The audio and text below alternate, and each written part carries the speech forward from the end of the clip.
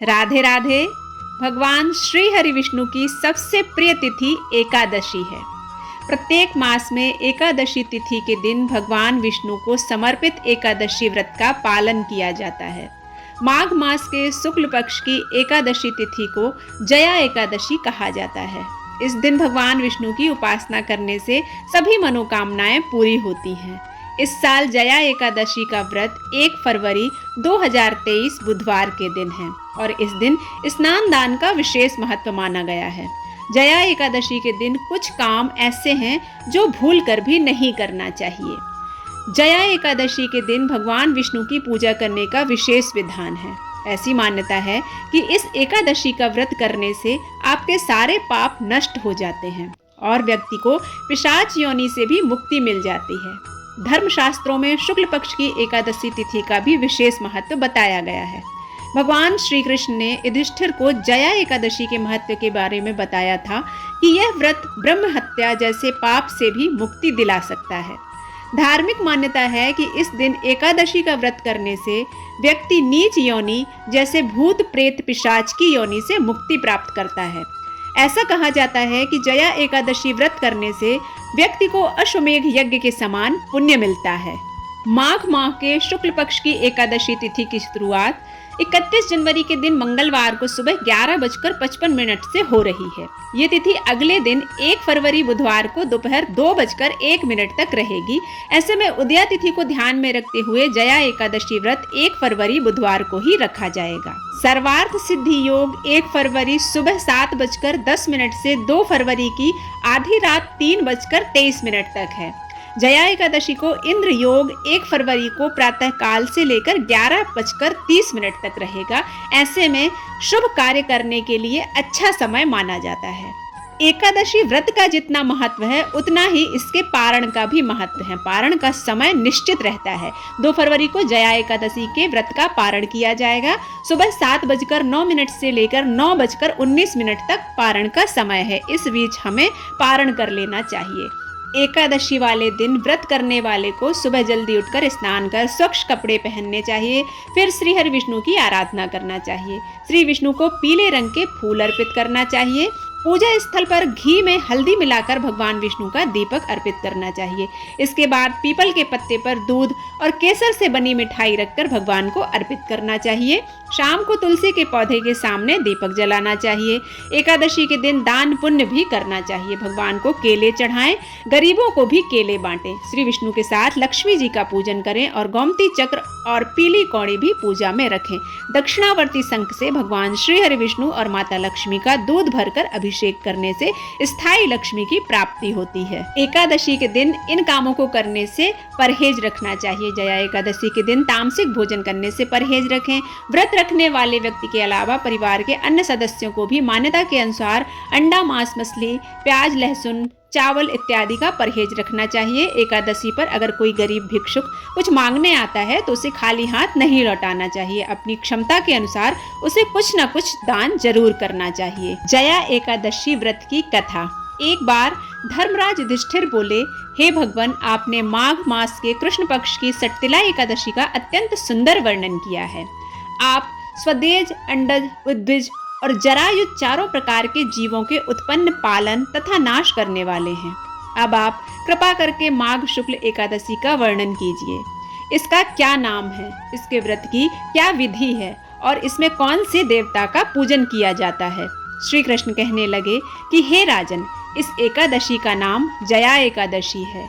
इसका व्रत करने से मनुष्य ब्रह्म हत्यादि पापों से छूटकर मोक्ष को प्राप्त होता है तथा इसके प्रभाव से भूत पिशाच आदि योनियों से मुक्त हो जाता है। इस व्रत को विधि पूर्वक करना चाहिए। अब मैं तुमसे पद्म पुराण में वर्णित इसकी महिमा की एक कथा सुनाता हूँ। देवराज इंद्र स्वर्ग में राज करते थे और अन्य सब देवगण सुखपूर्वक स्वर्ग में रहते थे। एक समय इंद्र अपनी इच्छा अनुसार नंदन वन में अप्सराओं के साथ विहार कर रहे थे और गंधर्व गान कर रहे थे। उन गंधर्वों में प्रसिद्ध पुष्पदंत तथा उसकी कन्या पुष्पवती और चित्रसेन तथा उसकी स्त्री मालिनी भी उपस्थित थे। साथ ही मालिनी का पुत्र पुष्पवान और उसका पुत्र माल्यवान भी उपस्थित थे। पुष्पवती गंधर्व कन्या माल्यवान को देखकर उस पर मोहित हो गई और माल्यवान पर कामवाण चलाने लगी। उसने अपने रूप लावण्य और हाव भाव से माल्यवान को वश में कर लिया। हे राजन, वह पुष्पवती अत्यंत सुंदर थी। अब वे इंद्र को प्रसन्न करने के लिए गान करने लगे, परंतु परस्पर मोहित हो जाने के कारण उनका चित्त भ्रमित हो गया था। इनके ठीक प्रकार न गाने तथा स्वर ताल ठीक नहीं होने से इंद्र इनके प्रेम को समझ गया और उन्होंने इसमें अपना अपमान समझकर उनको शाप दे दिया।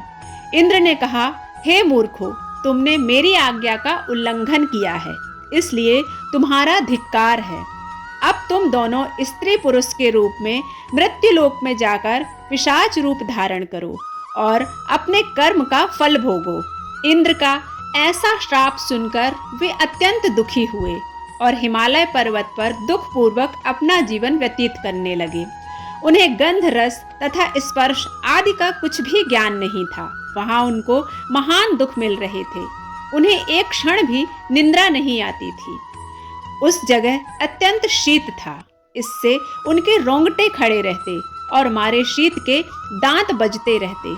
एक दिन पिशाच ने अपनी स्त्री से कहा कि पिछले जन्म में हमने ऐसे कौन से पाप किए थे जिससे हमको यह दुखदायी पिशाच योनि प्राप्त हुई है। इस पिशाच योनि से तो नरक के दुख सहना ही उत्तम है, अतः हमें अब किसी प्रकार का पाप नहीं करना चाहिए। इस प्रकार विचार करते हुए वे अपने दिन व्यतीत कर रहे थे। देव योग से तभी माघ मास में शुक्ल पक्ष की जया नामक एकादशी आई। उस दिन उन्होंने कुछ भी भोजन नहीं किया और न कोई पाप कर्म ही किया, केवल फल फूल खाकर ही दिन व्यतीत किया और सायंकाल के समय महान दुख से पीपल के वृक्ष के नीचे बैठ गए। उस समय सूर्य भगवान अस्त हो रहे थे। उस रात को अत्यंत ठंड थी, इस कारण वे दोनों शीत के मारे अति दुखित होकर मृतक के समान आपस में चिपटे हुए पड़े रहे। उस रात्रि को उनको निद्रा भी नहीं आई। हे राजन, जया एकादशी के उपवास और रात्रि के जागरण से दूसरे दिन प्रभात होते ही उनकी पिशाच योनि छूट गई। अत्यंत सुंदर गंधर्व और अप्सरा की देह धारण कर सुंदर वस्त्राभूषणों से अलंकृत होकर उन्होंने स्वर्ग लोक को प्रस्थान किया। उस समय आकाश में देवता उनकी स्तुति करने लगे तथा पुष्प वर्षा करने लगे। स्वर्ग लोक में जाकर उन दोनों ने देवराज इंद्र को प्रणाम किया। इंद्र उनको पहले के रूप में देखकर अत्यंत आश्चर्यचकित हुआ और पूछने लगा कि तुमने अपनी पिशाच योनि से किस तरह छुटकारा पाया, सो सब कुछ बतलाओ। माल्यवान बोले कि हे देवेंद्र, भगवान विष्णु की कृपा और जया एकादशी के व्रत के प्रभाव से ही हमारी पिशाच देह छूटी है। तब इंद्र बोले कि हे माल्यवान, भगवान की कृपा और एकादशी का व्रत करने से न केवल तुम्हारी पिशाच योनि छूट गई, वरन हम लोगों के भी वंदनीय हो गए, क्योंकि विष्णु और शिव के भक्त हम लोगों के वंदनीय हैं। अतः आप धन्य हैं।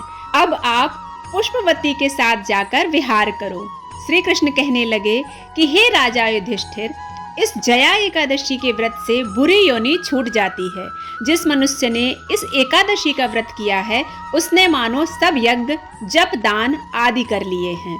जो मनुष्य जया एकादशी का व्रत करते हैं, वे अवश्य ही 1000 वर्ष तक स्वर्ग में वास करते हैं। व्रत के नियमों का पालन करते हुए भगवान श्री हरि विष्णु का ओम नमो भगवते वासुदेवाय नमः मंत्र निरंतर जाप करते रहना चाहिए। ऐसा करने से भगवान की अद्भुत कृपा हम पर बरसती है। अगर आपको यह वीडियो अच्छा लगता है तो आप इसे लाइक करें, शेयर करें और सब्सक्राइब करना बिल्कुल ना भूलें। मिलते हैं अगले वीडियो में, तब तक के लिए राधे राधे।